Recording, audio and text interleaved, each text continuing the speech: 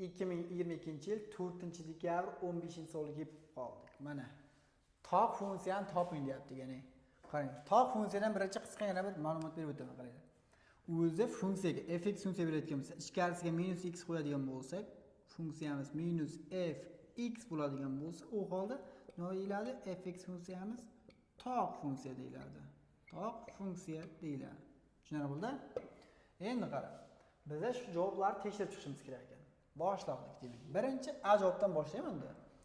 F -x ni qo'ysam ichkariga teng bo'ladi. Mana sinus -x deymiz. Mana sinus -x plyusdan -x ni kubi. Pastda mana kosinusdan qo'shida -x minusdan 1 bo'lyapti. Endi e'tibor bering. Sin x funksiyamiz qanaqa edi? Toq funksiya edi. Shuning uchun minusni tashqariga chiqarib beradi.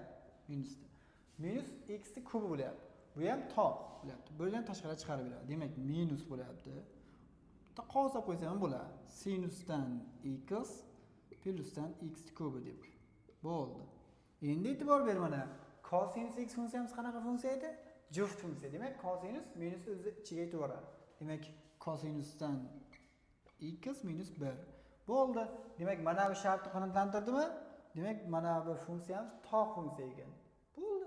Demak, o'zidan bittagina a javob tekshirib ko'rdik. O'zi birinchi javobga to'g'ri kelib qoldi. Demak, bu savolning javobi a javobga to'g'ri kelar ekan. Shu bilan 15-savolimiz ham mana yakunlandi.